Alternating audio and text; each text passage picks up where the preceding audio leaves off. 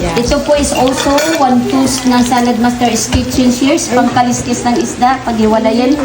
And then ito po is lifetime sharp, hindi kinakalawang. May kalawang na yung presentor, ito wala pa. Aray ko, sabi ni ate.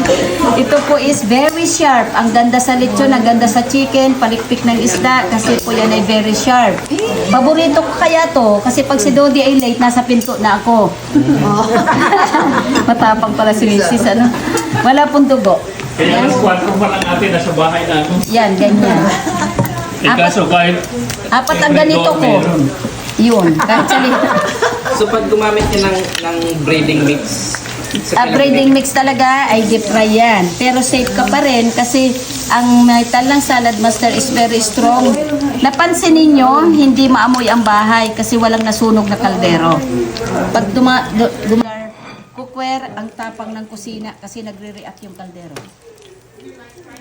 Yan. Shots. Pwede naman lagayan ng oil. Dapat dito yung malambot na yung buto. Yan po is lechong kawali. Hindi mo na kailangan bumili ng very expensive. Bili ng islab na ganon. Padapain mo dyan walang mantika. Magdidip lahat yung oil. Siya ang magpiprito sa sarili niya. Very crunchy at delicious. Lalagyan mo lang ng Flores season salt. Pwede siyang paglutuan ng pansit. Ha? Pagkatapos hindi ko lang ginawa. Pero tanggalin yung oil.